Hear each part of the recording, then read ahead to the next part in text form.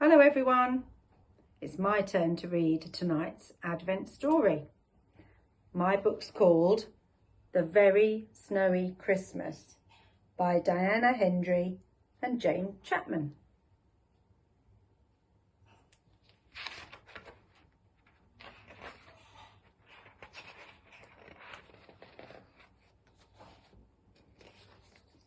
It was Christmas Eve. Big Mouse was making cheese pies. Little Mouse was making paper chains. "Happy Christmas to us! Happy Christmas to us!" sang Little Mouse. "Big Mouse, can I decorate the Christmas tree now? Can I? Can I?"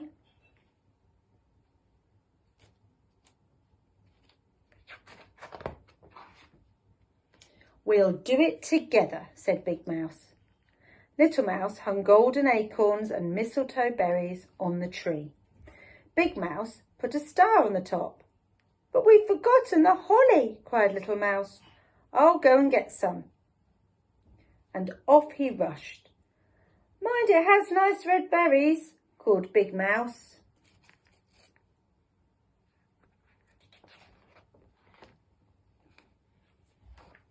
Little Mouse set off down the path singing, "Jolly, holly, holly, jolly, jolly, holly Christmas." But there was no holly to be seen on the first corner, and no holly on the second corner, and no holly on the third corner.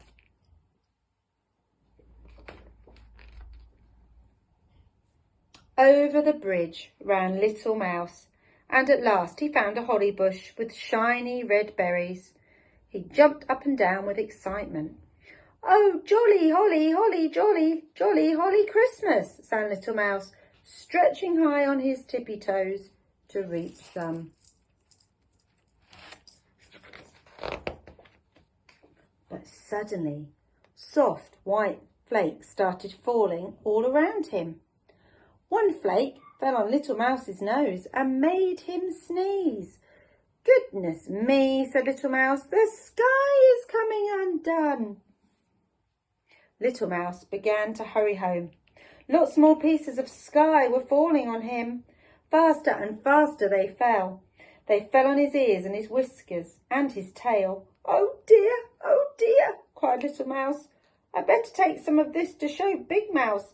He'll know how to stitch the sky together again." Little Mouse made a ball of white flakes and he put it in his bucket. And back over the bridge he hurried.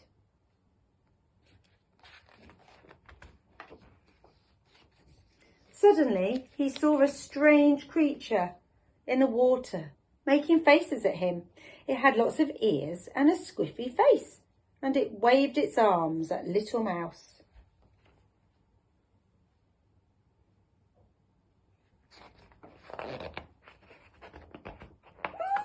"Ooh!" squeaked Little Mouse. "It's a mouse nest monster!"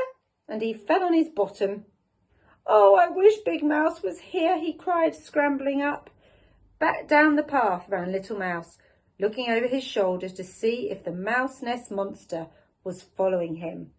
It wasn't, but something was. Little Mouse could see its paw prints coming after him.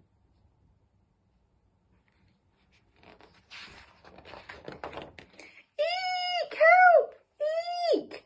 squeaked Little Mouse. "Now there's an invisible monster chasing me." And Little Mouse ran up and down and round in circles to escape. But the paw prints of the invisible monster went up and down and round with him.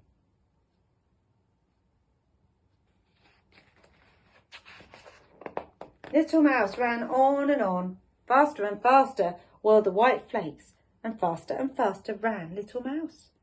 And still the invisible monster followed him. At last Little Mouse saw his house, but there in the garden was a huge white mouse. "Oh, no, squeaked Little Mouse. "Another monster's waiting to catch me." And Little Mouse trembled and began to cry.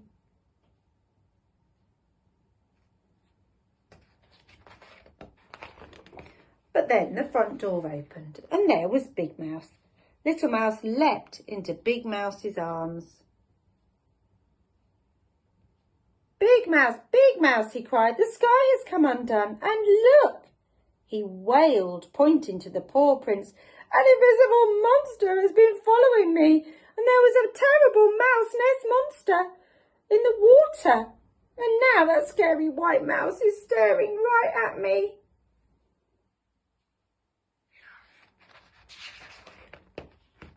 Oh, little mouse, said Big Mouse, the sky hasn't come undone. It's snowing. And there aren't any invisible monsters, they're your paw prints. And that mouse nest monster was your reflection in the water. Look! And Big Mouse showed Little Mouse his face in a puddle. And this is the snow mouse I made to welcome you home, he said. Let's make another one together. And they did.